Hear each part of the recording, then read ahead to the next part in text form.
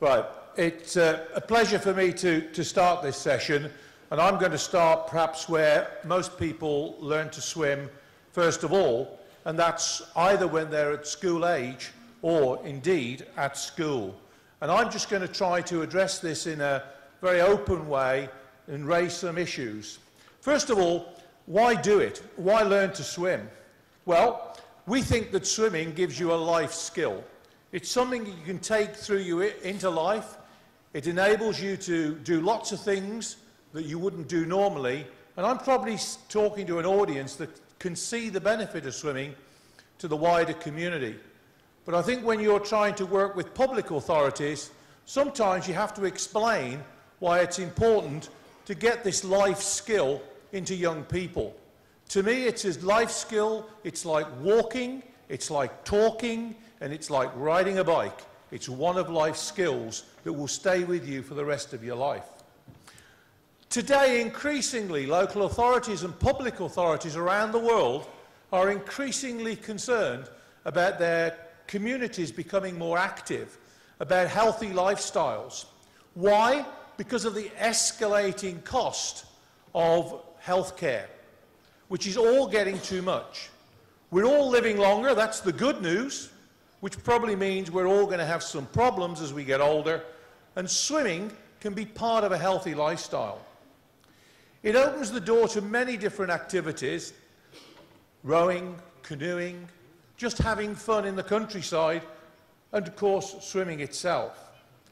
But what has been shown repeatedly in studies around the world by brighter people than me is that people who swim and are more active achieve more at school academically.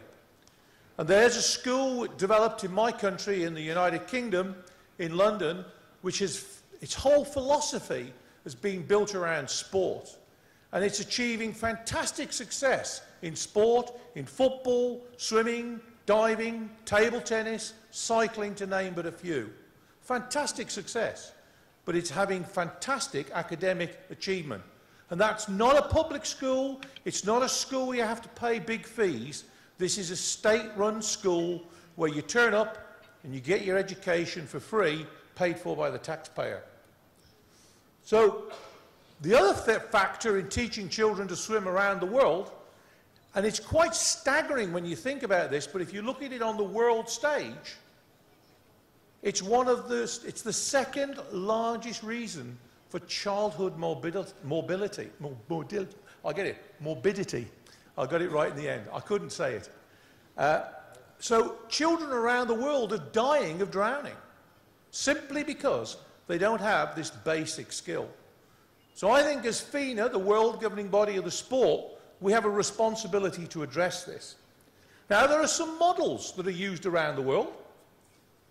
You could take the view, not an unreasonable view if you don't like paying taxes, it's a family responsibility. You could take the view, however, it's the job of the school, but it comes with a price. Or you could take the view, it's a bit of both. Now, we're very lucky in the United Kingdom because we think, and the government agrees, that schools deliver this best. Why? We think it's right because everyone gets a chance to learn. So it's about equity. It's not, can you afford it? Does your mum and dad want to give up the time to take you? Can they take you? It can be done. We can also control the quality of the experience through school. We can make sure it's a quality education experience that fits into your broader education as a young person. Clearly, we can deal with fantastically bigger numbers because school swimming, if it's done in the school day, will be done at periods of time in the pool when the pool is not being used by the general public, people like you and me. Outcomes can be recorded and noted so we know where we're going, and we can deal with things like cultural barriers. Because what we found as we become a multicultural society in Britain, that there's some cultures would never think it was important to take their children swimming. Why? because their parents didn't take them, and it's not in their culture to teach their children to swim. They have other priorities. But because we have a system in Britain where children learn through school, hopefully we're starting to educate another generation to say, actually, you know what? Swimming is important, and we should make sure they all get a chance to learn to swim. And by doing it in such big numbers through school, it's actually quite cost effective. The cost of delivering swimming becomes more affordable. And importantly today, and importantly for you and I, it can be, if the right system is in place, it can be a route for these young people to come into our sport, into our clubs, and who knows, the next Michael Phelps, the next Rebecca Adlington, the next Tom Daly will come through this route. So what are the issues? Well, there's loads of issues. I can't speak for all of you. You'll probably know these in your country, but in my country, massive pressure on the school timetable.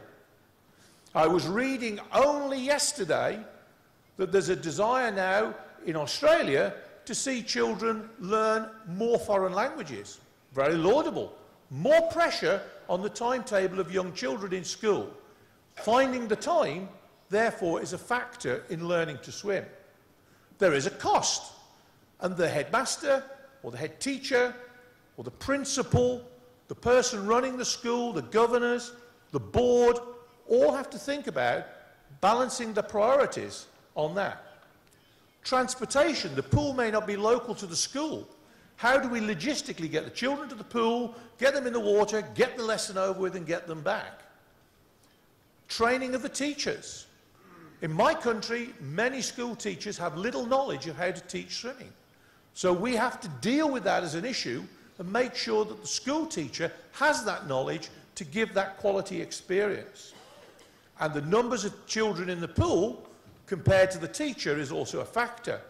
In some countries, they are enormous classes. And therefore, we have to give the teacher the skills to deal with those numbers. And sometimes, just getting to the pool and getting into the water can be a problem simply because the pool is under pressure from other users. And we believe, with all these issues, there is a need for us to drive a systematic approach to school swimming.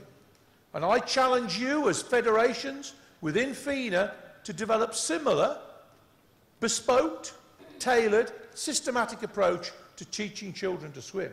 How can we help as federations? Well, you should be lobbying central government, public authorities, schools, local authorities, regional authorities to ensure swimming is on the curriculum, that it's there to be taught. It's as important, in my view, as the ability to read, the ability to write, the ability to do mathematics. It's that important. It's a life skill, and we should be stressing that.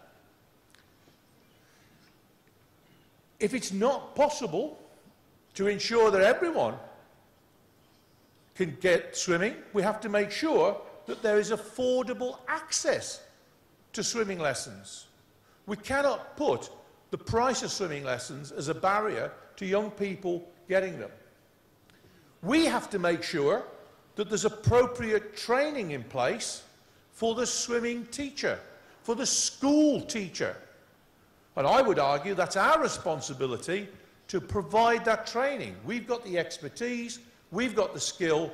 We train thousands of school teachers every year to teach swimming, to give them that skill. And we need to develop systematic learning programs tailored to our local needs. So we're telling the schools how to teach swimming, how to develop the young people, and providing systematic schemes of learning. You wouldn't start with a primary school teaching mathematics by starting off with second-order differential equations. Similarly, if you're teaching children to swim, you start from the basics and work up. So it's important that we, as the experts, provide that guidance. And we also need to ensure that there's a clear and definable pathway to our clubs. This should not go on in isolation in our sport. The British solution. I hear you go, oh, not again. We've been giving the world the British solution for years, and look at the mess we created. Oh, God almighty. Half the wars in the world are down to us, I think, and our history. But that's another story. The Chinese remind us, by the way, just because he's in charge today. Swimming is in the curriculum. There's been a curriculum review in my country, and interestingly, swimming's in. I hasten to add that football is not. I hasten to add neither is athletics. Swimming is in the curriculum. Every child has to be able to swim 25 metres, tread water, and have a good knowledge of water safety. Very basic, but it's important. There's teacher training available through us, as I mentioned earlier. Generally speaking, children learn between the ages of 7 and 9. And I think that's important because that's when children are most receptive to learning to swim. And it's a good time to do it. Increasingly in my country, it's done in partnership between the pool operator and the school. Very often the school is happy to pass the role on to the pool because they feel there's more expertise there. And we have developed, it's our own, national Learn to Swim programme, which you can pick up and you can use, and it's available. And we help people, we train people to deliver that programme. And we provide recognition awards, what you might call certificates and badges, which says, I can now swim 25 metres, I can swim 100 metres, I can swim 50 metres.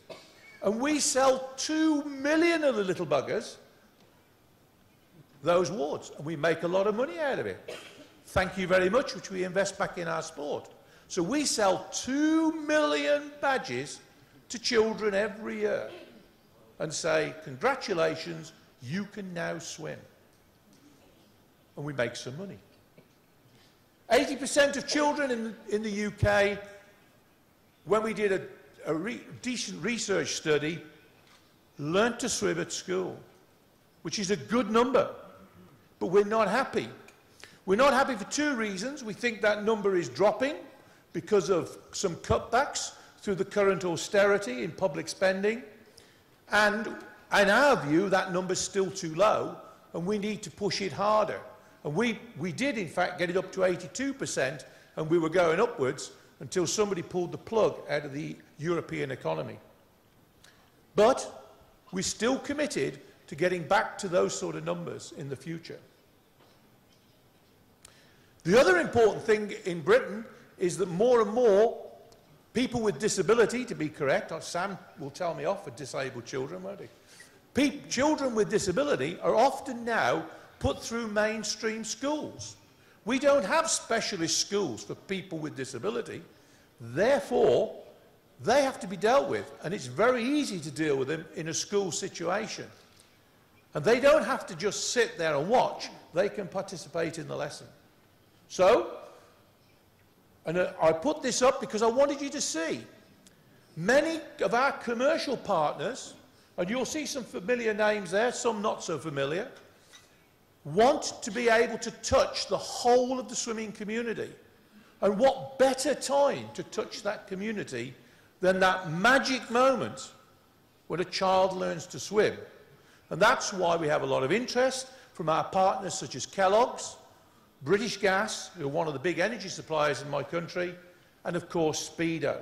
So they are really interested to work with us and invest in these programs, and Kellogg's particularly have helped us with a lot of this work, because this is a magic moment when they can touch families, touch the children, and really influence their thinking about Kellogg's at a critical point when it's good news. Got it? So my simple proposition is, to you and to FINA, is that every child should have the right to learn to swim and to be stimulated to enjoy this happily this activity for life.